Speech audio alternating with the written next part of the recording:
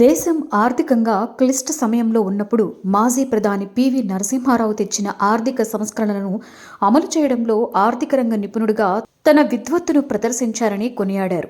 PV మనసు గెలిచిన మన్మోహన్ సింగ్ అనేక ఉన్నత శిఖరాలకు చేరుకున్న భారతమాత ముద్దుబిడ్డగా కొనియాడారు. భారత ప్రధానిగా డాక్టర్ మన్మోహన్ సింగ్ హయాంలోనే తెలంగాణ ఉద్యమాన్ని, ప్రజల మనోభావాలను అర్థం చేసుకుని తెలంగాణ రాష్ట్ర ఏర్పాటుకు సంపూర్ణ మద్దతు ప్రకటించి తెలంగాణను ప్రత్యేక రాష్ట్రంగా ఏర్పాటు చేసి తెలంగాణ ప్రజల కలను సాకారం చేసి తెలంగాణ రాష్ట్ర ఏర్పాటు జరగడం చారిత్రక సందర్భంగా పరిగణించక తప్పదు. తెలంగాణ ఏర్పాటుకు వారందించిన మద్దతును, చేసిన కృషిని తెలంగాణ సమాజం సదా గుర్తుంచుకుంటుంది.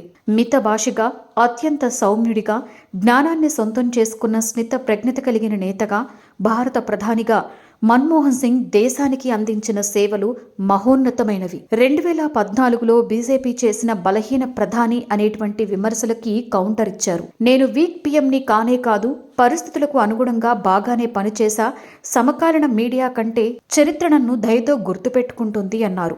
గ్రామీణ ప్రాంతాలలో ఇప్పటికీ కూడా ప్రజలకు పని కల్పిస్తున్న ఉపాధి హామీ పథకాన్ని మన్మోహన్ సింగ్ హయాంలోనే ప్రారంభించారు. ఆర్టీఐ, యుఎస్తో న్యూక్లియర్ డీల్, విద్యా హక్కు చట్టం, జాతీయ ఆహార భద్రతా చట్టం, నేషనల్ హెల్త్ మిషన్, ఆర్థిక జీడీపీ, పటిష్ట విదేశాంగ విధానాలతో ఆయన బలహీన ప్రధాని కాదని నిరూపించుకున్నారు. మన్మోహన్ సింగ్ మరణం భారతదేశానికి తీరని లోటని వారి కుటుంబ సభ్యులకు పలువురు ప్రముఖులు ప్రగాఢ సానుభూతిని తెలియజేస్తున్నారు.